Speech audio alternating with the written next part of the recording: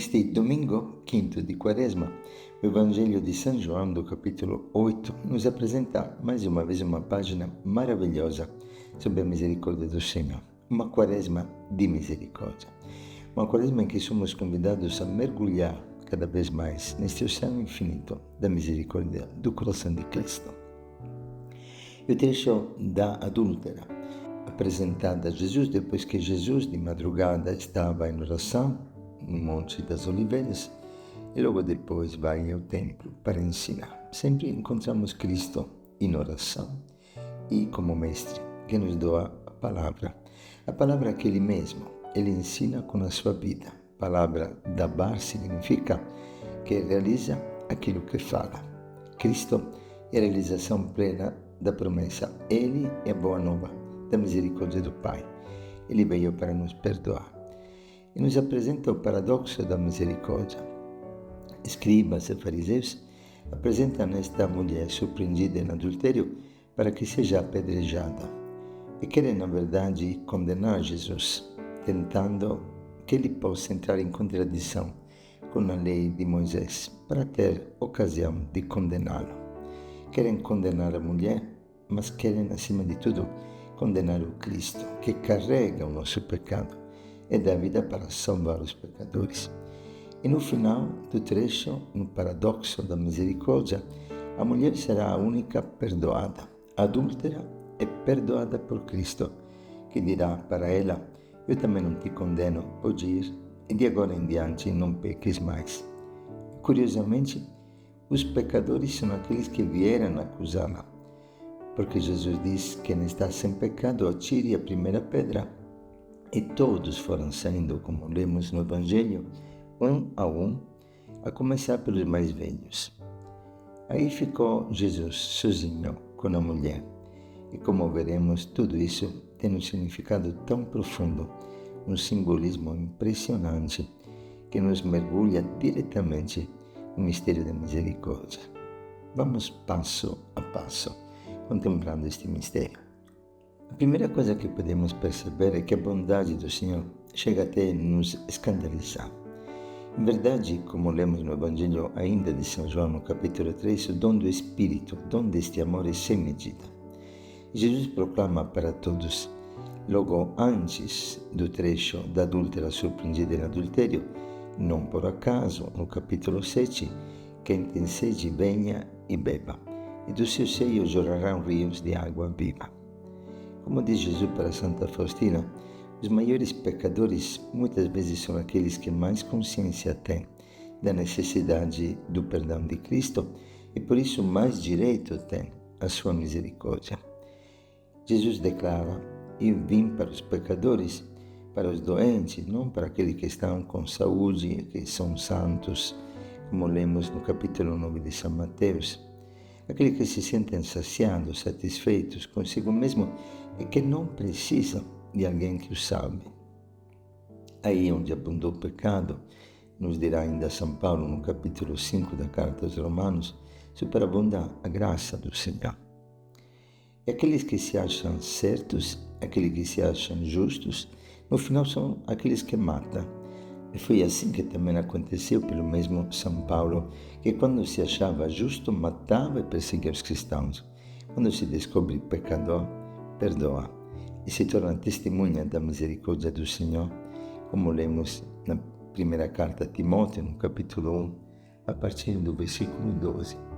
Eu que antes era blasfemador, perseguidor insolente, encontrei misericórdia, porque agia sem fé, sem saber o que estava fazendo. E a graça de nosso Senhor veio em grande abundância para mim, com a fé e o amor que é em Cristo. E Paulo diz que tudo isso aconteceu como exemplo para os que depois iriam acreditar nele a fim de terem a vida eterna. É muito interessante. Alguém acha até que este trecho não seja do próprio evangelista João, mas na verdade está bem encaixado no capítulo anterior que fala desta água viva. Esta água viva que nos lembra água e sangue que jorra do coração de Cristo para a purificação dos nossos pecados.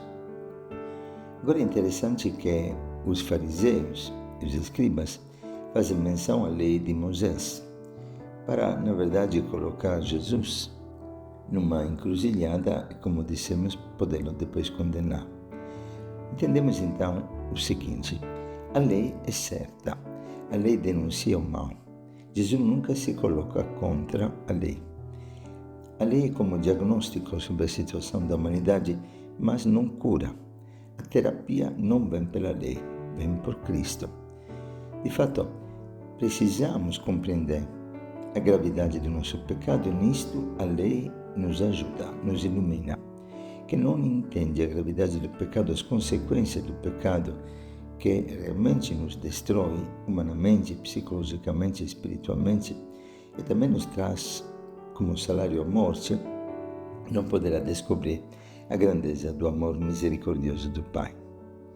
De fato, como dissemos outras vezes, o Espírito Santo, por um lado, nos revela o pecado do mundo, o nosso pecado, mas, por outro lado, nos leva a confiança na sua misericórdia e a certeza da vitória do Pai, de Deus na nossa vida, desde que acolhamos o Cristo, como esta adúltera acolherá Jesus como seu Senhor, esposo da sua alma.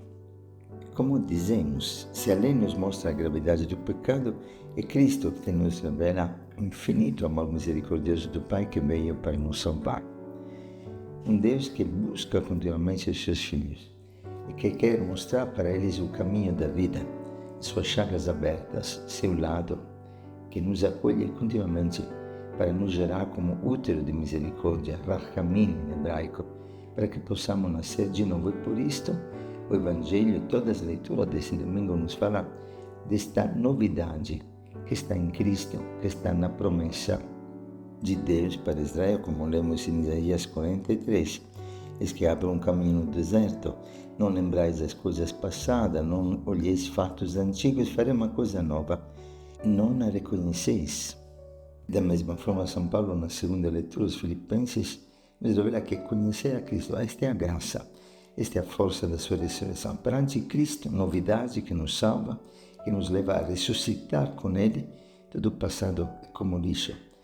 Eu não sei como você chega hoje, neste momento da Quaresma, com quais pesos, com quais situações que você carrega, mas é um momento que muda a história, como escutamos no final do Evangelho. De agora em diante, não peques mais. Depois que encontra Cristo, a tua vida muda.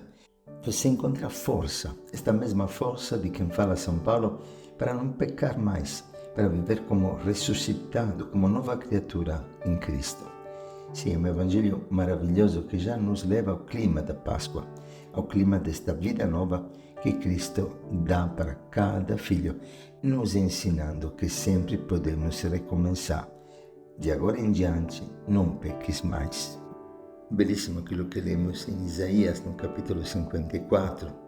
Pode, por um momento de cólera, afastar de nós o seu rosto, mas logo depois é Deus que se converte, é Deus que vem ao nosso encontro e diz: com amor eterno tive compaixão de ti. Jesus carrega nossa culpa. Ele, para nos perdoar, é condenado. Para acolher esta adúltera, é rejeitado. É para dar a vida, encontra a morte. Todo o mistério pascal é contido em cada palavra que nós ouvimos. E se a lei é necessária para o diagnóstico, como falamos, Jesus é a terapia de todos os nossos males. Jesus está disposto a dar a vida para cada um de nós, para esta única mulher adúltera. Em Israel, se se levantasse para defender a pessoa condenada para ser apedrejada, era apedrejado também. Jesus, como bode expiatório, carrega todas as nossas culpas e nos convida a olhar dentro de nós, para que nos convertemos conforme o coração dele e não sejamos mais pessoas que julgam, acusam e condenam os irmãos, mas pessoas que se reconhecem pecadoras, solidarizam com os irmãos, justificam os irmãos e dão a vida para que eles sejam salvos com Cristo, em Cristo, como novas criaturas. Interessante que quando no Evangelho vemos Jesus que escreve com o dedo no chão por 2 vezes, Santo Agostinho entende que o Evangelho se refere ao trecho do profeta Jeremias que diz: que os nomes dos ímpios estão escritos como com o dedo na areia e se dispersam no primeiro vento. Outros entendem que Cristo está mexendo na areia como realizando uma nova criação. A força criadora de Deus que do barro faça uma nova criatura. Um Deus que não quer a morte do pecador, mas que se converte e viva. Mas também outros interpretam que como uma pausa para acalmar os ânimos e como para dizer: olhai dentro de vocês mesmos. Vocês querem condenar os outros, mas a causa de todos os males é que ninguém condena a si mesmo. E encontramos a frase famosa de Jesus que se tornou ditado popular: quem sem pecado atire a primeira pedra. Em outras palavras, quem vai assumir a responsabilidade desta morte? Pois em Israel, a pessoa que era testemunha ocular era a primeira a tirar a pedra para o condenado. E desta forma assumia a responsabilidade daquela morte. O Evangelho nos diz que todos foram embora, um a um, começando dos mais velhos. Permaneceram dois, diz Santo Agostinho, a miséria e a misericórdia. Interessante que esse é o próprio lema do pontificado do Papa Francisco: a miséria e a misericórdia.